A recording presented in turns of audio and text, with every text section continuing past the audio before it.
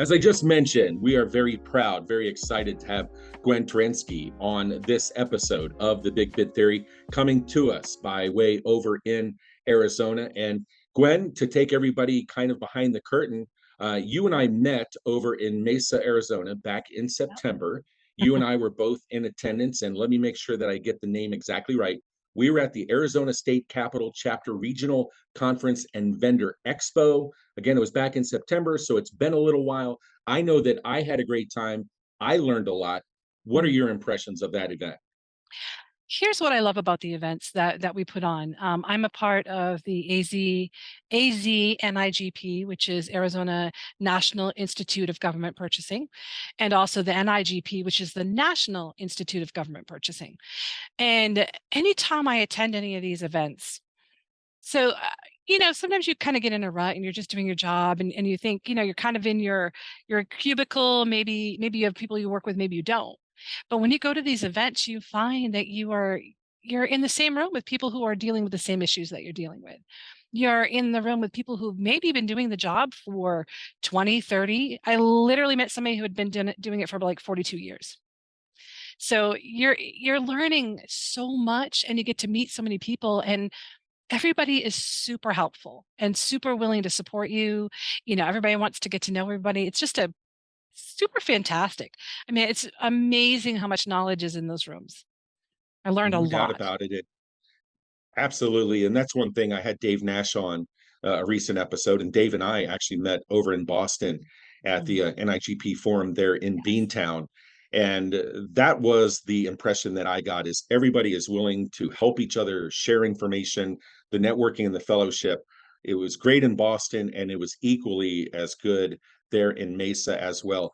I Yeah. gave your bio as a lead in to this segment, Gwen, just giving a little bit of your background. And I mentioned my visit with Dave. One of the things that we talked about, and this isn't unique to public purchasing, to procurement, a number of industries are finding it somewhat challenging to get people involved in the profession. So, what can you share with our viewers, with our listeners, about career opportunities and what you've enjoyed about your position there in Maricopa County? Yeah, Maricopa County is huge. It's fantastic. There's so much to learn. So, my background came from public. I mean, basically, a lot of startup companies. And so I would end up doing a lot of purchasing, which is where I sort of fell into it, basically, between the purchasing and the accounting. What I would really say about it is it's never dull. A lot of the times, you see the people up front, you see salespeople, you know what they do. They're selling the product, and that's really obvious. I think sometimes purchasing isn't really obvious. It's not obvious what goes into running a company or running, a state or an agency. There's a lot of things that need to be done. And I think purchasing, sometimes people don't really think about the intricacies of what happens there, and that when procurement does their jobs, everything runs smoothly, everything goes the way it needs to go for all the departments. Like for accounting is affected by procurement, the agencies are all, everybody's affected by it. So I think a lot of times people don't think of it as, when it's running smoothly, you don't notice. You just notice as you're getting everything that you need. When it's not running smoothly, you're like, oh, that's kind of an important job. So I think that's part of the thing. But what I really like about it is that it's always different, and you're in a support system. You get to support the people in the programs, whoever you're buying for. It could be engineers, it could be um, office people, anybody. You're supporting all kinds of people, but you're also supporting the accounting team, and you're supporting how, they need all their documentation and they need your help. So you're kind of a middleman for everybody, which can be challenging, but it's also very, very rewarding. And I think we don't talk about it that way all the time, because it's like accounting. People talk about accounting as being, but it's kind of vital. It's really a vital thing to do, and it's really needed. And my job is never dull, it's never boring, and I get to do something a little different every day, similar but different. Absolutely. And you don't need me to do this, but I'm going to do it anyway. I'm going to kind of echo what you just said in my travels. And I get around the country speaking with different people. I'm going to be in San Marcos here in Texas, about an hour from here next week. And then I'll be traveling out to Hawaii, and I have Hmm. another trip scheduled. I know, rough trip to Hawaii, then I'll be in Lake Charles, Louisiana. So I get around and I visit with procurement professionals, with purchasing professionals. And that's what I hear. I hear about the variety, how much these people who enjoy the profession like that variety. And I know in your walks, you always hear about subject matter experts. Well, you folks have to be kind of experts or know where to get the information on a wide variety, A to Z number of different topics, because your customers, as most of the people watching this, listening know, need every item, every solution, every service known to mankind. Yes. Exactly. And we're our customers is everybody. I mean, we have our internal Yeah. customers. We have, like I was talking about, the accounting department and then the people purchasing in our programs. And then, we have vendors. We have to have good relationships with the vendors. And that's a really important thing. So you get to meet people inside your community. So there's so Yeah. many aspects to it that you don't, when you think about purchasing or being a buyer, it just doesn't sound like that big of a deal, but it's a really encompassing job. You mentioned, and this is kind of off script here, Gwen, but I'm curious. So you mentioned how you met somebody who's been in the business for over 40 years, and I gave your background, but do you see young people getting into procurement, into purchasing? And maybe I don't mean necessarily like right out of college, but what is kind of the mix in terms of age groups? Um, well, it's changed. So when I started working with startups and working with companies, I would end up doing the accounting, which ended up doing, shipping, accounting, and purchasing. So it was all kind of together, kind of mixed in a lot of places I was doing that with. Nowadays, you can actually go to college for procurement. You can get a degree in procurement or logistics. And I find a lot of logistics people end up in procurement, which I think is a good thing. Logistics is generally how things get to and from. Procurement is how you buy them. and it's and that's really putting it very basic, and that's not how life works. Life is never you just do this one thing and that's how it works. It's usually Right. everything's interconnected in ways that you can't even imagine until you're actually doing it. So I find that a lot of the younger people don't consider it as something that they're doing, or they're coming in and they end up doing that because it's what's needed. And then I think they go in the profession that way. But I don't think it's thought of as a profession like, oh, I'm going to go be a buyer. I don't really think that's. I don't think it occurs to people unless they're going to the Mhm. colleges to do that. So it's kind of an interesting thing. I know I fell into it just by doing the work that I've been doing and working with the people that I worked with. And startup companies, they need you to wear all your hats. You need all of them, which Sure. for me was a good thing because then I knew how everything interconnected. And a lot of times, if you're just doing one thing, you don't know how it connects with everything else until you're in the job. So yeah, I see a few young people into it. I see a few people who don't really think of it as a profession. It's just a job. So that's the other thing I love about like an IGP is that you end up it's a profession. These people have been doing this work for a long time. You find these people are working in the communities with their communities. They do a lot of charity work. They do a lot of events within their communities, and you start to realize what a big job that it really is. Yeah. And So that's so kind of one of the things I important. want to highlight. Yeah. Yeah, Yeah. so important, and I know that I'm a little biased, and I guess I could say that you and I are a little biased, but I can say again from firsthand, kind of sitting in the front row and watching what's going on, it is so important. The people you are describing, including yourself, Gwen, quite frankly, are leaders in the Mm. community. Such important work, and so now we're going to kind of shift gears and maybe talk about some of the nuts and bolts. And believe Yeah. me, I understand, Gwen, that you and I could talk from now until a week from now if we described every detail. But there in Yeah. Maricopa County, there is a Mm. need. Somebody needs something. Can you Yeah. kind of talk about the bid RFP process, kind of some of the nuts and bolts, kind of a 35,000-foot view? So if somebody really doesn't have any idea on Yeah. what goes on, what would you tell them? Well, it's an interesting process, and I'm getting some feedback there. I hope that's not coming through. Um, the What's fascinating about this is that you're talking about a county. So we are public, everything that we do is public. We're using public money, and it's all, it's all open and transparent. So we have agreements that get, we prepare bids, say we need a widget. We need this widget. We only need 3 widgets. That's not a big deal. That's a nominal value under a certain dollar amount. So there's so many little details that go into it. You need to know all the little details, and that takes time to learn. And every district, every state, every federal procurement they're all different. So you've got to really know where you're at, who you're working with, and what the rules are and what the agreements are. Now, if it's all dollar oriented. So if it's like $5, it's one thing. If it's like, 100,000, it's a whole different ball game.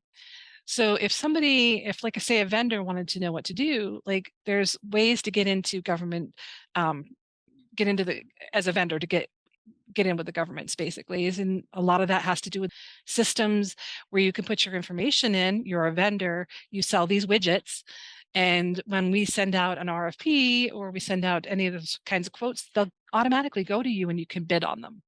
But you're bidding against anyone else who might be in the system, but you don't know. You might have a special widget that other people don't have, or your pricing is better, or you're able to get it, you've got a quantity that's there. So all of those are there's just a lot of little pieces that go into it. And it's just detail oriented. You've got to really know what the details are. The first thing people want to know, when I'm sitting in a vendor hall or whatever, is well, how do we do business with you? Well, the first thing is know the procurement people, get to know the procurement people in wherever you're trying to, and that takes a few phone calls sometimes. And sometimes there's more than like I'm one of 2 right now. There used to be 4. And in Maricopa County, there's a whole other department that does other procurement. So there's a lot, get to know the people doing it, ask them questions, follow the process, ask the people and do your follow-ups. That's pretty much how to do, almost everything, and it might take time, but keep at it. That's what I would say. You bring up an excellent point there, Gwen, and it's a question that I've been asked. It's a comment that I've heard, and I'm talking from the vendor supplier side. Mhm. I understand that you and your peers there at Maricopa County don't stare at your phones waiting for it to ring, right? You have other things you do, of course, Yeah. but what is your feeling about getting the outreach from vendors? Is there too much? Is there too little? Well, what's interesting is you say about the phone ringing. My phone very rarely rings. I do everything on Oh, the computer. I very rarely leave my desk. I'm always it's a lot of typing and a lot of ordering and things. So some departments have more of a say in what kind of vendors they're dealing with. Some have less. And again, that's a detail. I don't have a whole lot of say. We have agreements that we've got that have been going on for a while. Now, if somebody new comes in, what I can tell them is the grants go up year to 3 years, so they renew. The agreements, same thing. Agreements will renew in a year, so you might have to wait another year to be able to put a bid on, safety supplies or whatever it is. That doesn't matter as long as you know that and you can go ahead and get in there and get that information and when and where you should apply and talk about it. Um, I think I lost track of the question you said about waiting for the phones. And I was just like, I really don't." yeah. Yeah, well, I think you kinda touched, upon it there, is that vendors, suppliers reaching out to Yes. procurement officers isn't taboo. It's something that they should do. I would always say reach out. I have, personally for my procurement, I purchase for several different programs, and the programs will have turnover or, some people won't know all of the agreements or all the people that we do business with, and they'll be like, "I need this widget. What can I do? Who do you know?" And for me, I would rather have the information with me and be able to give them that and be able to have that conversation. I'm always for having more information rather than less because I'd like Yeah, options. And if we can't find something, sometimes it's really important to these programs to do the jobs that they're doing in the communities, or they need to spend the certain money by a certain amount of time. And they really, they're very passionate about their work. And my job is to support in that in every way. And part of that job is collecting information, knowing if I don't know where to get it, I'll find out. If I don't know, um, you know, what a widget does, I can call somebody and find out. So always having more information for me is a good thing. I can imagine there might be yeah. people who don't like to be bothered, but I wouldn't understand that. I wouldn't either. Yeah, information is power. So let's Yeah. do a little make believe, Gwen. let's suppose that you have all of this knowledge that you've gained while working for Maricopa County, and let's say you go back, hypothetical, you go back to the private side Mhm. and you walk into this new business and you're talking to the person there at the business who replies to the government bids, to the government RFPs, regardless of how they get them, through Beacon, through whatever solution.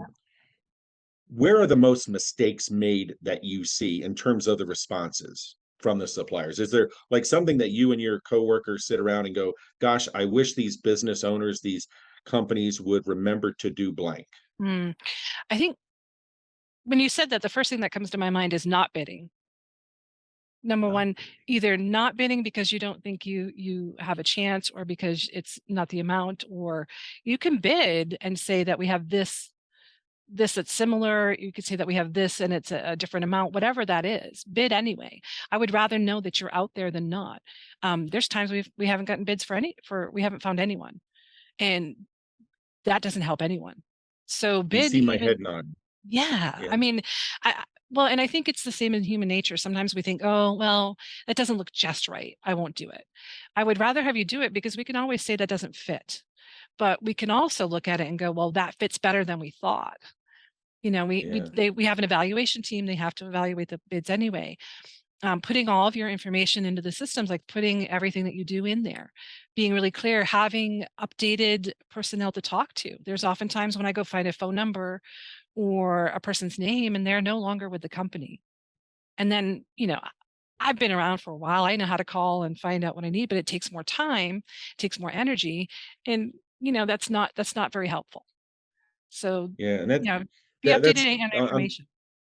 yeah, and that's a great point. And the feedback I've gotten from a number of people, to include visiting with people there in Mesa a month ago or so. You and I might have talked about this subject, about the lack of responses to Mhm. bids, but it's something that I heard in Boston. It's something that I've heard in Florida, and I'm sure when I go to San Marcos here in a couple of weeks, I'm sure I'm going to hear Mhm. the same thing: fewer bidders. And Yeah. so I think you bring up a good point, Gwen, that at minimum, to get on the radar, to get your Mhm. name out there is important.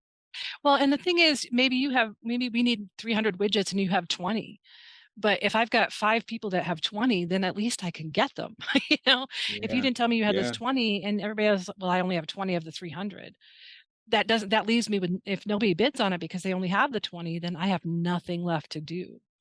So you don't know. If you've got 20, say, listen, I've got 20, that's all I've got, but I can bid on it.